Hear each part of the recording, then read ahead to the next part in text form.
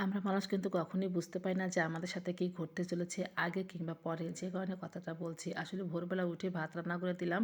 আমার বড় বোনকে ও হচ্ছে বাসায় চলে যাবে। যার জন্য হচ্ছে সকাল, সকালে একটু সিদ্ধ ভাত বসিয়ে ওকে খাইয়ে বিদায় দিয়ে দিলাম। তো ও হচ্ছে চলে গেল, কিন্তু আবার দেখি দুপুর হতে না হতেই যে কারণে ওকে ফিরে আসতে হলো। তো হ্যালো সবাইকে, সবাই কেমন আছো? আশা করি ভালো আছো। তো সকালবেলা অনেকটাই ভোরে উঠেছি, উঠে সিদ্ধ ভাত বসিয়ে তারপর হচ্ছে আশেপাশে কাজকর্ম সেরে নিয়েছি। যেহেতু বোনের বাসা অনেক দূর, ওই তো নারায়ণগঞ্জ থাকে। তো ওর বাসা যেতে তো অনেকটাই সময় লাগে। তো গাড়ি তো মানে খুব টাইমের গাড়ি, একদম সকাল, সকাল না গেলে হচ্ছে গাড়িটা ঠিকমতো পাওয়া যায় না। এমনিতেই নাকি এখন গাড়ি ঘোড়ার অনেক চাপ, সিট পাওয়াই কঠিন। তো যাই হোক, ওকে যখন বিদায় দিয়ে দিই তখন বেলা প্রায় ওই 8:30টার মতো বাজে। দেখা যাচ্ছে অনেক জায়গায় একটু কুয়াশা, কুয়াশায় আছে। তো ওকে বিদায় আদায় দিয়ে তারপরে হচ্ছে চলে আসলাম বাসায়। বাসায় এসে যেহেতু আজকে সোমবার নিরামিষ রান্নাবান্না কী করব সব কিছুই গুছিয়ে নিচ্ছিলাম। আলু কপি রসা করব, বড়ি দিয়ে হচ্ছে একটা সবজি রান্না করব, আর হচ্ছে করলা ভাজি করব। এদিকে একটু বাটা ঘষা করে নিলাম, নিয়ে তারপরে হচ্ছে তো রান্নাবান্নার কাছে চলে এসেছি। প্রথমে হচ্ছে বড়িটা ভাজি করে নিয়ে তারপর হচ্ছে করলা ভাজি করলাম। এখন হচ্ছে তো বড়ির তরকারিটা রান্না করে নেব। তো রান্না যখন প্রায় অর্ধেক তখন হচ্ছে আমার বড় বোন ফোন দিয়ে বলল ও নাকি গাড়ি পায়নি, একদম সিটও নেই। অনেকক্ষণ হচ্ছে বসেছিল, প্রায় 2.5 ঘন্টার মতো। ওখানকার কাউন্টার যে লোকজন থাকে তারা সবাই হচ্ছে অনেক চেষ্টা করতেছিল ওকে গাড়িতে উঠানোর, কিন্তু কোনো গাড়িতেই সিট পাচ্ছিল না। তাই হচ্ছে ওকে বাধ্য হয়ে চলে আসতে হলো। আর ও হচ্ছে আসার সময় আবার হচ্ছে আগামীকাল যেহেতু চলে যাবে সেজন্য আগেই অগ্রিম টিকিট কেটে রেখে এসেছে। কিন্তু একটা টিকিটের এত দাম নিয়েছে, আসলেই মানে দুজন যেতে লাগে হচ্ছে 800 টাকা, কিন্তু সেখানে একজনকে 700 টাকাতে একটা টিকিট কাটতে হয়েছে। তারপরেও হচ্ছে উনি বলতেছেন যে কখন পাবো বা কোন টাইমে দিতে পারবো তার কোনো ঠিক ঠিকানা নেই। এরকম একটা অবস্থা। আসলে হঠাৎই যে এরকম যে হবে সেটাই আমরাও কেউ বুঝতে পারিনি। আসলে আমাদের সাথে কখন কি ঘটে আমরা সেটা বুঝতে পারবো না। এদিকে হচ্ছে ওর ছেলের স্কুলে হচ্ছে আজকে মানে রেজাল্টটা দিয়েছে। ও হতে নিতে পারতেছিল না। তো যাই হোক, সবার কাছে ফোন-টোন দিয়ে হচ্ছে রেজাল্টটা নিয়েছে।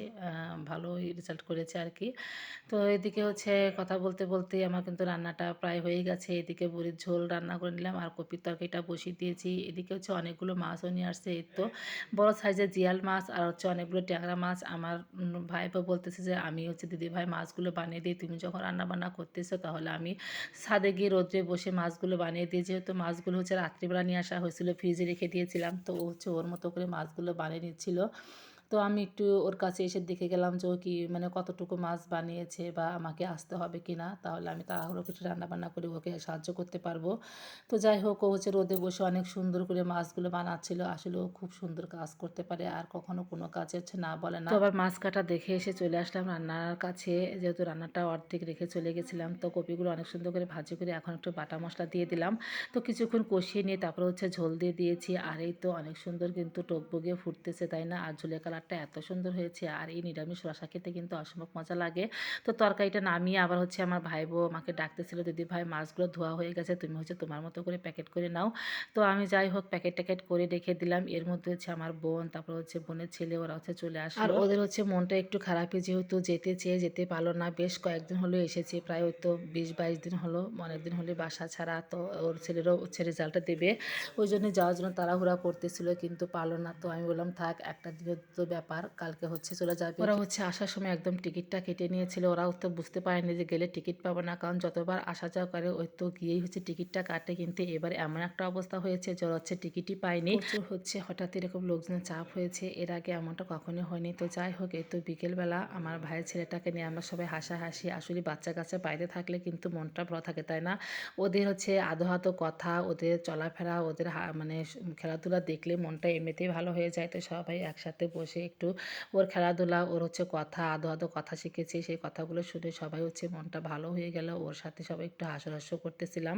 তো এর মধ্যে হচ্ছে যেহেতু আজকে আমাবস্যা, রাত্রিতে হচ্ছে শাশুড়ি মা রুটি খায়। তো ওর বাবা বলতেছিল সবার জন্য লুচি ভাজি করো। ওই জন্য আমি আবার লুচির ময়ামটা দিয়ে লুচি ভাজি করতে চলে আসলাম। ওই তো সন্ধ্যার পর প্রায় হচ্ছে 6:45টার মতো বাজে। তো কিছু লুচি হচ্ছে একদম এই তো মানে বানিয়ে নিয়েছি একা হাতে, যা মানে কাজ করলে যা হয় কিছুটা মানে বানিয়ে নিয়ে তারপর হচ্ছে ভাজিটা শুরু করে দিলাম। আর প্রত্যেকটা লুচি ফুলছে, অনেক সুন্দর ফুলতেছিল। আসলেই রেজেক হচ্ছে সবকিছু। আমার বোনের হচ্ছে আজকে আসলে রেজেক আছে আমার এখানে। ওইজন্য হচ্ছে ও যেতে পারেনি। আর সবচেয়ে বড় কথা আমাবস্যা যেহেতু লেগেছে, আমাবস্যাতে কখনো যাত্রা করতে নেই। এটা হচ্ছে আমরা ছোট থেকে শুনে এসেছি। আসলে ভগবান যা করে মঙ্গলের জন্যই করে। ওইজন্য হয়তো ওর আজকে হচ্ছে টিকিটটা পায়নি, যাওয়া হয়নি। তো যাই হোক এসেছে আমাদের অনেক ভালো লেগেছে। যেহেতু আমরা জানতাম না যে আ ও আজকে হচ্ছে আমাবস্যা। তারপরে হচ্ছে জানতে পেরেছি দুপুর পরে। তো যাই হোক শুনে ভালোই লাগলো যে যাক আমাবস্যার মধ্যে ছেলেকে নিয়ে একা, একা অত দূরে রাস্তা যেতে হয়নি।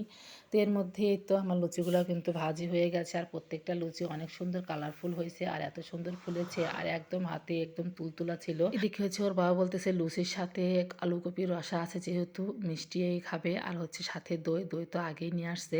তো যাই হোক দইটা একদম স্পেশাল ছিল। আর এই তো রাত্রে সবাইকে খাবার বেড়ে দিয়েছি। আমার তো বেশ ভালো লাগতেছিল যেহেতু বোন আর ভাগনা মানে এসে পড়েছে। ওরা হচ্ছে যেতে পারেনি। তো ওদের সামনে একটু ভালো মন্দ রান্না করে দিলাম। এবার হচ্ছে ওরা যেহেতু আমার এখানে এসে থাকেও নি আর তেমন কিছু খাওয়াতেও পারিনি। আর শীত পড়ে গেছে একটু পিঠা পায়েসও খাওয়াতে পারলাম না। আর আমার বোন হচ্ছে তেমন একটা খানেওয়ালা মানুষও না, খেতেও চায় না কোনো কিছু। আর আমার একটু ভালো লাগলো কারণ বোনের কষ্ট শুধু কিন্তু বোনই বোঝে, যাদের বোন আছে তারা বুঝতে পারবে। তো যাই হোক আজকের ভিডিওটা এই পর্যন্তই। ভিডিওটা ভালো লাগলে অবশ্যই লাইক কমেন্ট শেয়ার দিয়ে পাশে থেকো। টাটা।